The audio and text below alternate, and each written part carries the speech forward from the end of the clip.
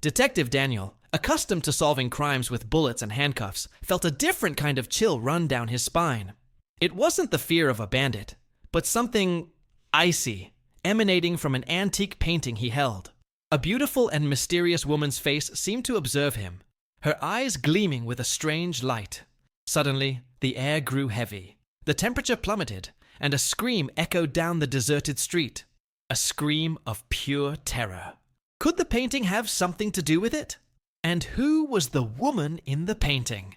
Detective Daniel, with his 40 years well spent amidst prisons and interrogations, felt a different kind of chill in his stomach. It wasn't the sharp chill of a New York winter night, nor the apprehensive chill before a police operation. It was a bone-chilling cold that sent shivers down his soul. It all started with an antique painting, one of those finds in a forgotten antique shop, smelling of mildew and the stories of bygone eras. A woman's face, exuding beauty, but with a piercing, almost menacing gaze, watched him from the depths of the canvas.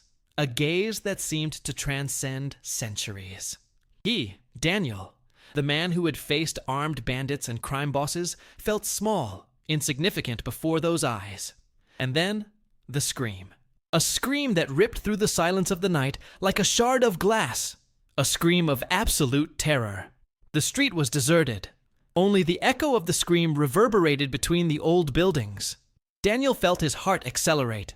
He knew, instinctively, that the scream and the antique painting were connected, that some strange force, something supernatural, was at play. He remembered Isabella, the modern witch, with green eyes and an enigmatic smile that could be both sweet and mysterious. She was the only one who could help him, the only one who could explain what was happening. Isabella, with her ancestral knowledge and her incomprehensible powers. He needed to find her. As he ran to his car, the image of the woman in the painting persisted in his mind. Her eyes gleamed with a strange light, a light that seemed to have a life of its own. She was beautiful, undeniably, but there was something wrong, something disturbing. Daniel felt a dark aura emanating from the painting, a dense and oppressive energy. It was as if the canvas itself pulsed, as if the woman imprisoned there were trying to break the barriers of the painting, begging for help. But who could imprison a woman in a painting? And why? Isabella waited for him in her herb shop.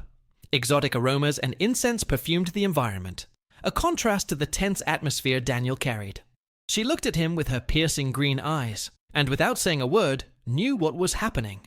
The connection between them was an invisible web, formed by the paranormal experiences they shared, by the battles against obscure entities that had been challenging their lives.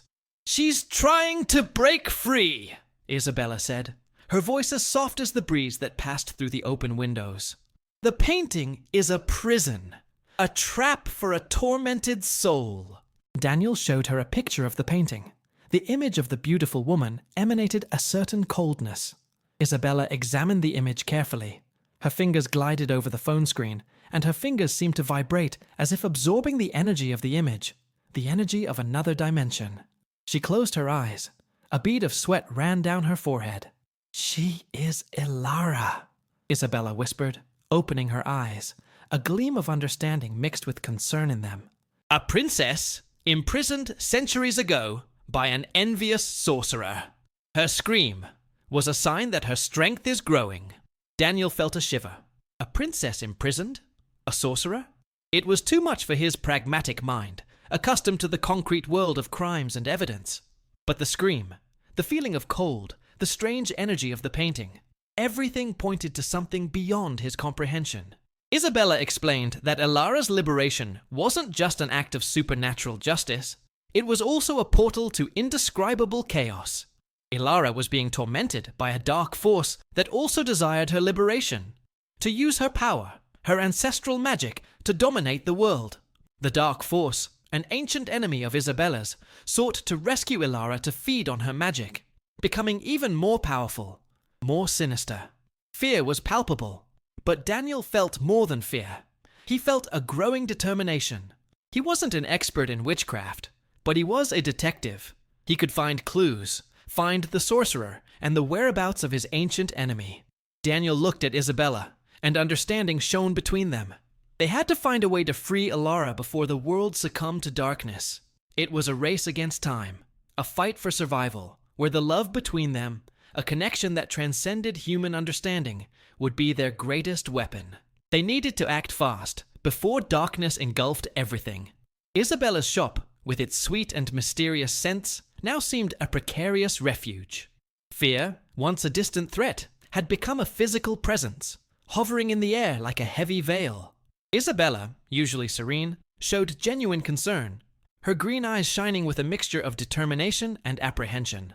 She explained that Alara's liberation, the princess imprisoned in the painting, wouldn't be a simple act of supernatural kindness. It would be opening a portal, a rift in reality, and the danger was immense. The dark force that tormented Alara didn't desire her freedom out of compassion. It wanted her power, the princess's ancestral magic, to fuel its own darkness and dominate the world. It was a diabolical plan, a millennial strategy to achieve absolute power. Isabella, her voice trembling, described the enemy. A shadow, an ancient entity, with a name that sounded like a cold whisper in the middle of the night. A name that caused shivers even in Isabella, an experienced and powerful witch. Daniel, the pragmatic detective, felt his world shattering. Prisons, interrogations, weapons, all that seemed so small, so insignificant in the face of this immense and terrifying threat. The tangible reality he knew and dominated blended with a world of magic and shadows that he didn't yet fully understand, but which already terrified him deeply. However, fear was only fuel for his determination. He had always been a man of action, accustomed to facing dangers, and this new threat, however frightening, would not paralyze him. Isabella began to talk about a ritual, an ancient ceremony that could free Alara without opening an uncontrolled portal to the dark force. The ritual required rare and dangerous ingredients, objects charged with ancestral energy, and, above all, a sacrifice. Not of blood, but of something precious, something that symbolized the strength of the bond between Daniel and Isabella. The idea of the sacrifice left Daniel stunned. He would have to give up something very valuable to him, something he kept with him as a memory and a symbol of his faith, of his own inner strength. The search for the ingredients of the ritual became a race against time. Every step, every place visited carried the tension of a possible trap. Dark antique shops, forgotten libraries, clandestine markets. These were places where danger lurked around every corner. Places laden with history and magic, where the risk of encountering the dark force was always latent. An invisible thread connecting earthly reality to the supernatural world. In each of these places, Daniel and Isabella felt watched, as if they were being followed by shadows.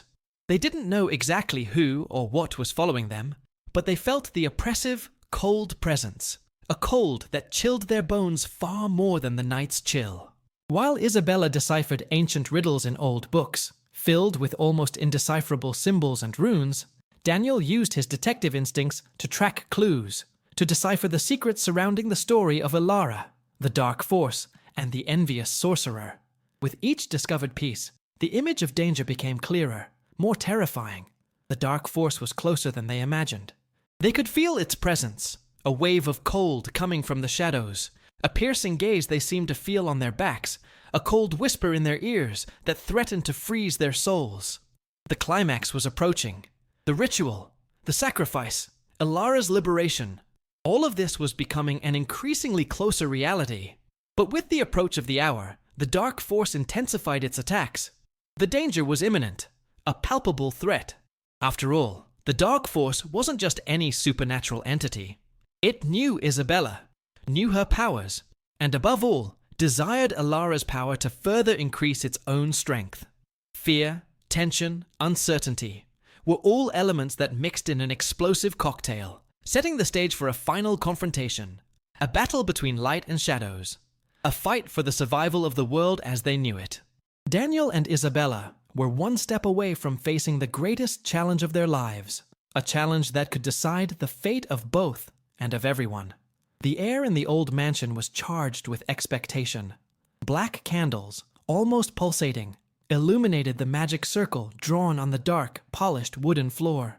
Isabella, her face pale, but her green eyes shining with an unshakable inner strength, held an ancient silver chalice.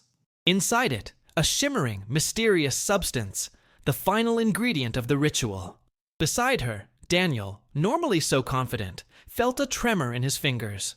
He held a small silver pendant, a memento from his deceased mother, the sacrifice they had chosen.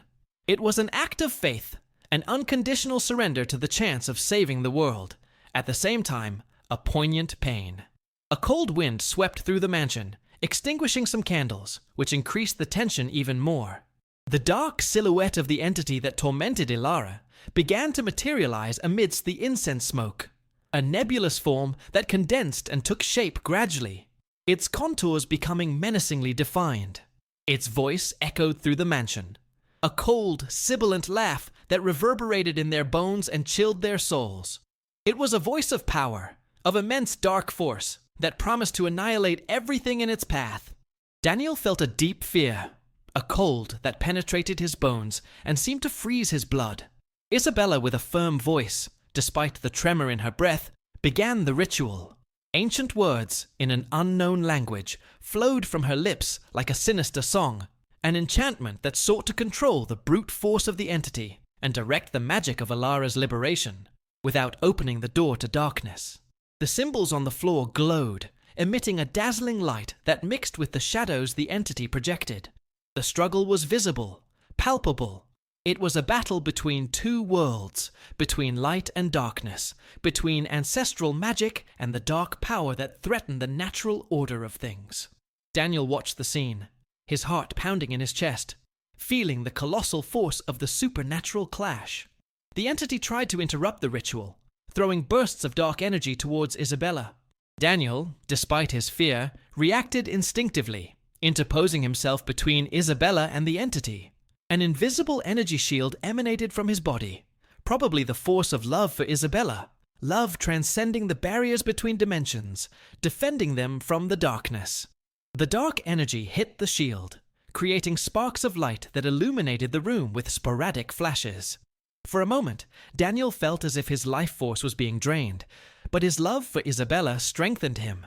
It was a demonstration of faith, of unconditional love that resisted the entity's most brutal attacks.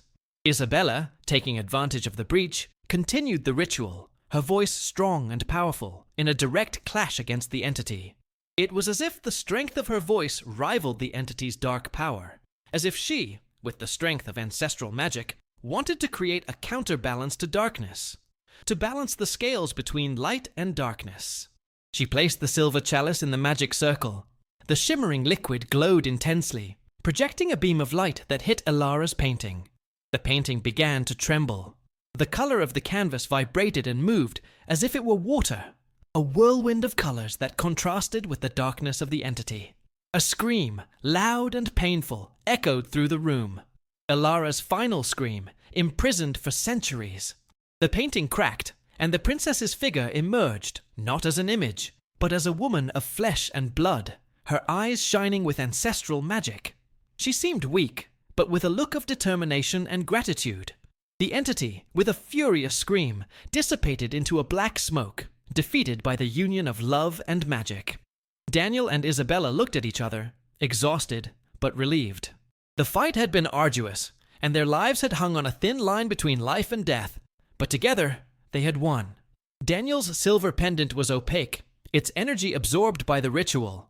The sacrifice had been made, and the princess was free. Ilara thanked the two, the magical gleam in her eyes demonstrating her gratitude for her liberation. The battle was over, but the road ahead was still uncertain and mysterious. Danger still lurked, but Daniel and Isabella knew that together they could face any threat, because their love was stronger than any supernatural power. Love, that feeling that transcends dimensions and realities, had once again triumphed over darkness. But, as Ilara thanked them, a tremor ran through the mansion. A tremor different from those they had felt during the fight against the entity. This one was deeper, more menacing. The walls creaked, the chandeliers swayed violently, and a deafening roar broke the newly won silence.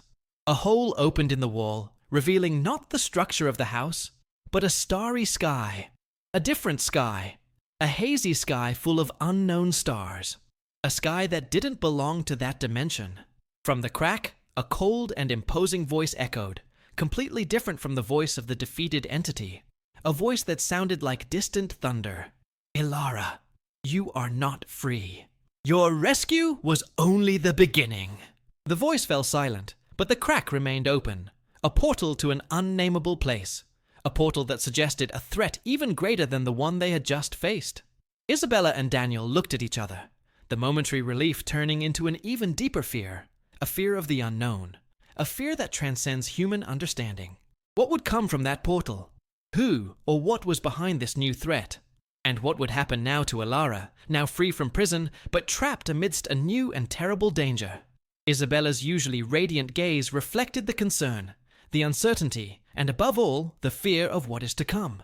Daniel, despite the palpable fear, puts his hand on Isabella's, a gesture of unity, of strength, and of hope in the face of the frightening mystery that approaches.